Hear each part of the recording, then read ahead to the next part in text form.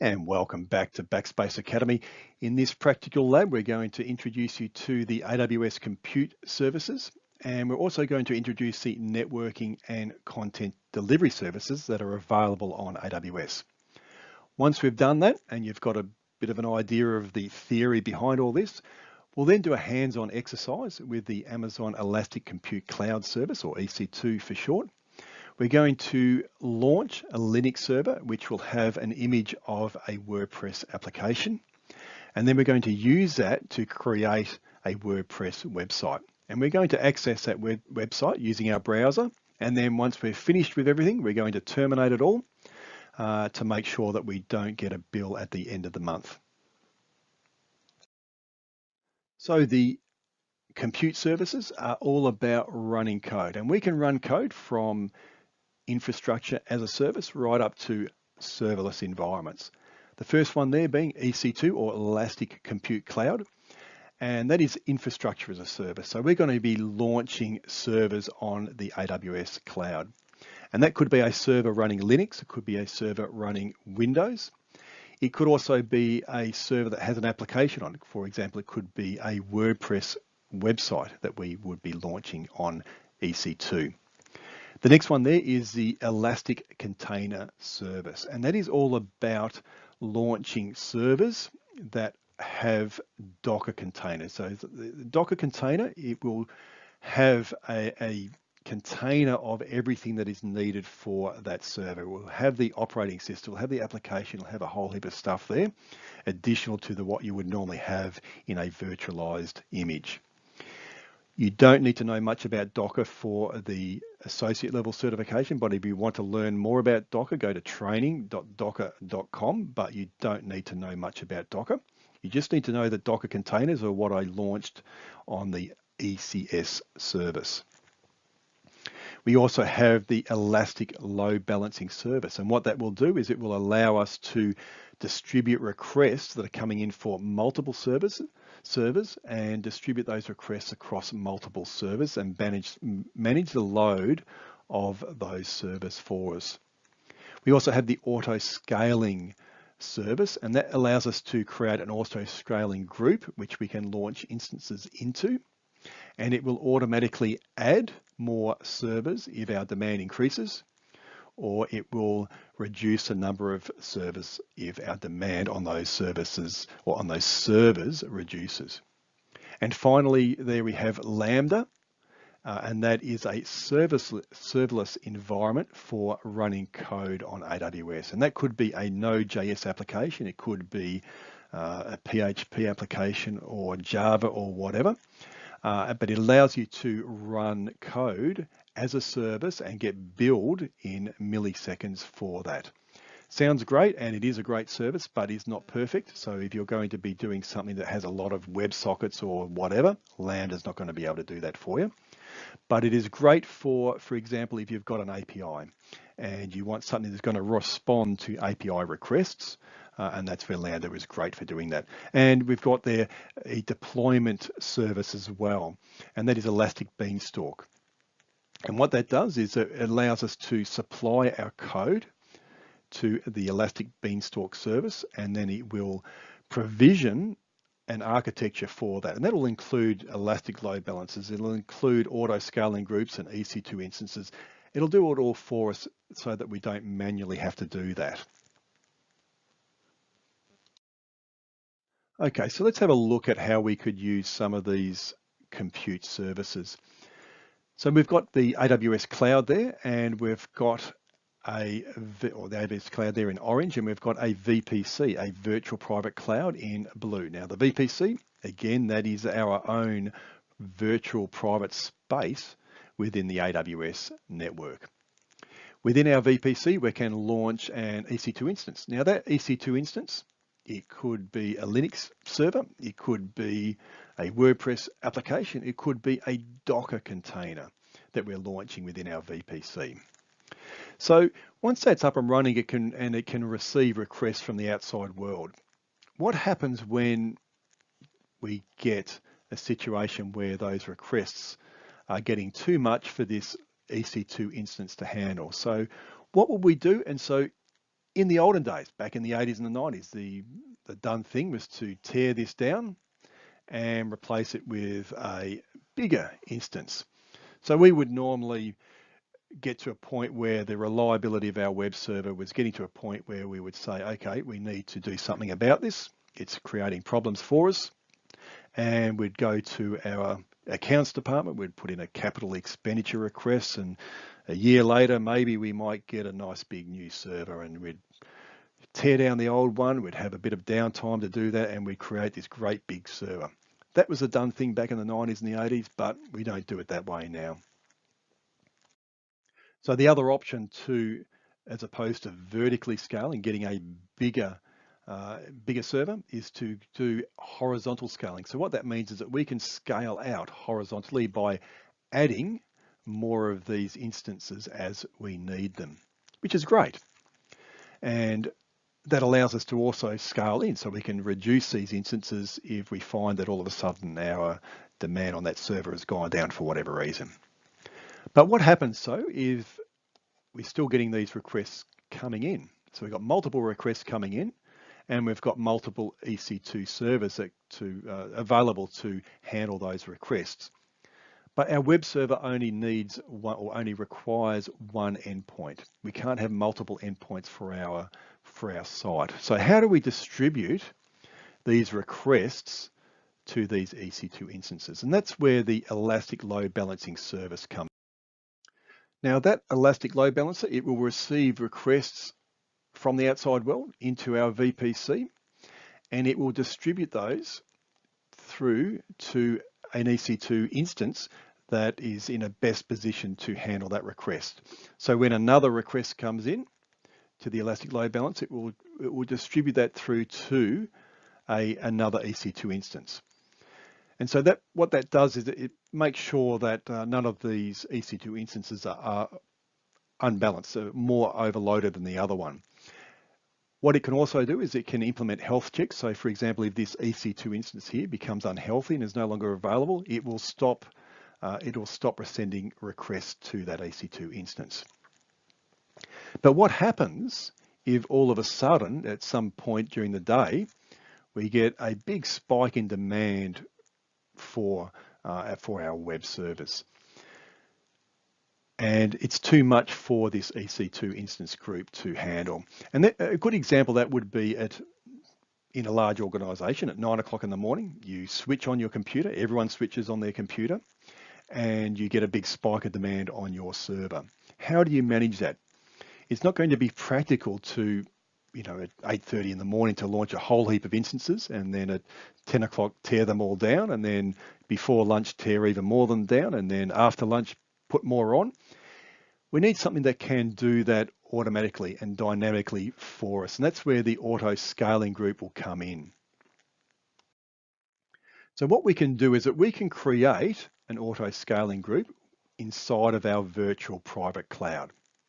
And what that will do, that will enable us to add, or the auto-scaling group will automatically launch more instances for us when the demand on our instances increases. And when the demand on our instances decreases, it can scale in, it can reduce the number of EC2 instances.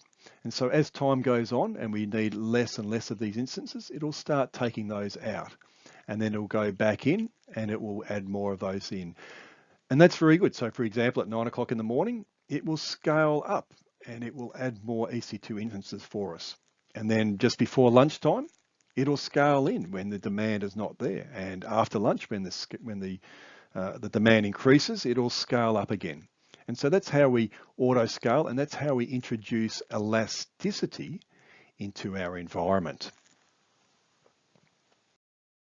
So in the networking and content delivery services, the first one there is Virtual Private Cloud, or VPC for short. And that is creating our own private space within the AWS network. And every account on AWS will have a default VPC already created for you, and that will be in every region. And also you can create additional VPCs if you need them. The next service there is the AWS Direct Connect service, and that provides a high speed access and high bandwidth access to the AWS cloud. And that is very good for large enterprises that need a high speed, high volume connection to the AWS cloud. We also have the CloudFront, which is the content delivery network for AWS, and that allows us to cache our regularly used or regularly accessed content into a CloudFront distribution, and that will provide very high speed, low latency access to our data for our end users. The next one there we have is the Elastic Load Balancing service, and as we saw before, it's also part of the compute services as well, and that distributes requests to our servers and balances the load on our servers for those requests. And finally, we've got the Route 53 domain name service, and that allows us to route requests for our domain name through to our AWS services. So let's have a look at a networking example. So there we have our AWS cloud, and within our AWS cloud, we have regions. So there is a region drawn in there in black. And we've also got availability zones inside of regions. So I've just drawn in there an availability zone in the dotted orange line. Inside of that availability zone, we've created a virtual private cloud or a VPC, and that is located there in blue. And inside of our VPC, we've got an Elastic Load Balancer, and which is distributing requests from the outside through to our EC2 instances. Now, what happens if our availability zone goes down? If our availability zone goes down, our infrastructure goes down and we don't have access for our end users, which is not a good thing. So how do we manage that? So the way we do that is that we create a multi-AZ, a multi-availability zone environment. And what we can do is that we can create our VPC to span multiple availability zones. And what that will mean is that if one of these availability zones goes down, our load balancer will continue to receive requests and will continue to direct traffic through to the healthy availability zone. And if we've got health checks set up, then it can also cross load balance and distribute requests to additional EC2 instances that can be created if we have an auto-scaling group. So if we find that our requests are coming in with great frequency for example, one single web page, it might be our home page, for example. Everyone goes to that, and we don't want to keep fetching that through our Elastic Load Balancer and from our EC2 instances and back out again. It's a good idea to sort that out and put it into our CloudFront distribution. So if that page, if for example it's our home page, comes in for a request for that, we can just send that straight back out from the CloudFront service. If a web page is not located in that CloudFront service, then it will go back out through to the Elastic Load Balancer. It will be fetched back out as before and back out through and out to our requester. And so that helps us to reduce greatly the load on our infrastructure, the load on our Elastic Load Balancer, the load on our EC2 instances. But at the same time, it's going to create very high performance for our architecture, and it's going to create very low latency for our end users. Now, we don't want to direct traffic directly to our CloudFront distribution because that will have a domain name that will be quite long and won't really mean anything. So if we got, for example, our domain name is example.com, we can use the Route 53 domain name service to route traffic through to our CloudFront distribution and onto and back out again to our end user. And if we've got a corporate data center that we want to connect into this AWS cloud, into this infrastructure, we can do that using the AWS Direct Connect service. And that will create a very high speed and very good quality connection from our corporate data center through to the AWS cloud. So let's have a go at creating a EC2 instance and launch it within a VPC and see if we can get it to receive traffic from the wider internet. So we're going to launch an EC2 instance inside of our VPC, and we're going to use an Amazon machine image, an AMI, that will contain the LAMP environment, and will also, which is Linux, Apache, MySQL, and PHP. And it will also contain a WordPress application. And that will allow us to go to the public IP address of this EC2 instance, and we will be served up a web page from that WordPress application. And we'll do that using the AWS Management Console. Okay, so in the AWS Management Console, we go to Services, we go into Compute Services, and we select EC2. Now that will take us into the EC2 dashboard. If you've never used EC2 before, you might be presented with a welcome screen, but just go to Instances on the menu here and click on Instances. And we're going to launch an instance. Now we first need to select an Amazon machine image or an AMI. And that is a template that contains the software configuration, the operating system, application server, and applications that are required to launch an EC2 instance. We can select an AMI provided by AWS from the AWS user community or from the AWS marketplace. Or we could also select our own AMI if we've created an AMI previously, which we obviously haven't.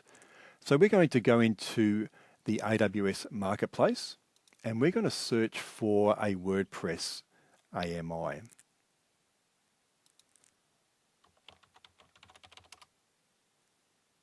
So they're the WordPress powered by Bitnami. That will be fine for us to use, so we'll select that one.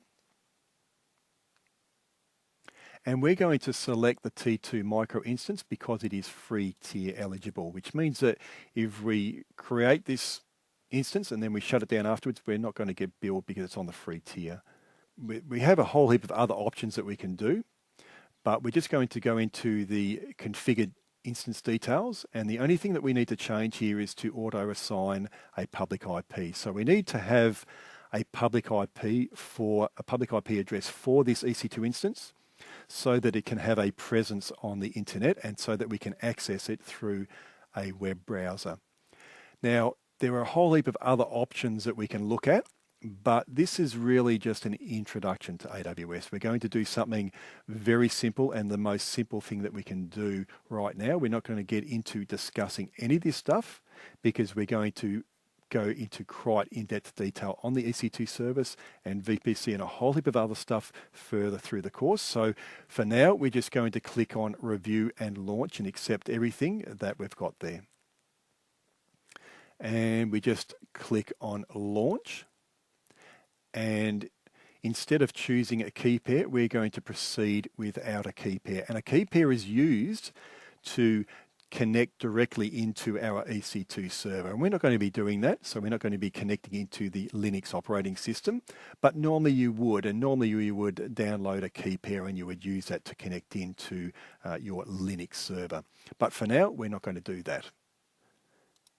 And we just acknowledge that we will not be able to connect to this instance because we don't have a key pair. And we launch the instance. So after a certain amount of time, it will go through its process and will be returned to the EC2 dashboard.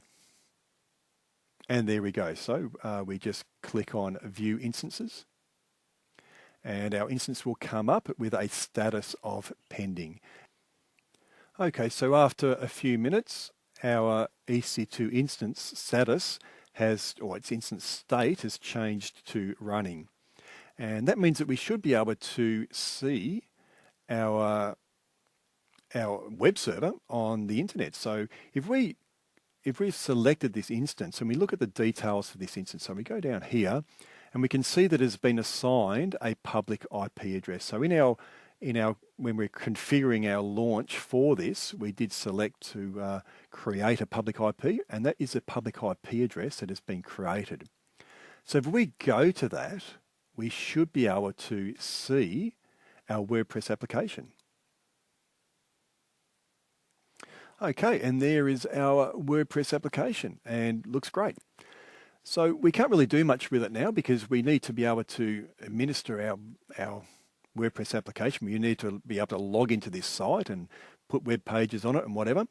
So the people at Bitnami, what they've done is that when this EC2 instance launched, they created a username and password and they embedded that in the logs of our EC2 server. So when it was launching, there will be a number of logs that will output information. So we just need to go into those logs. So we'll go back into the EC2 Management Console. Again, we've selected our EC2 instance. We'll go to Actions. We'll go to Instance Settings. And we're going to get the system log. Okay, so there's the system log. If it first doesn't come up, you just need to give it a bit of time. Just go away, have a cup of coffee, come back, and the system log will be there. It doesn't automatically just come up straight away. Sometimes it does take a bit of a while to come up. So we just scroll down until we find the section where it has our details. So here we can see we're setting the Bitnami application password to that. So we just need to copy that password. So we just copy. And we'll just close out of this. Now, if we go back into our users blog or into our blog there, and we just go to that IP address again, and we go to admin. And that'll take us to the admin section, and we'll need to put in a username. So the user will be user, and then we just need to paste in that password and log in. Okay, so there you can see, we won't remember that password.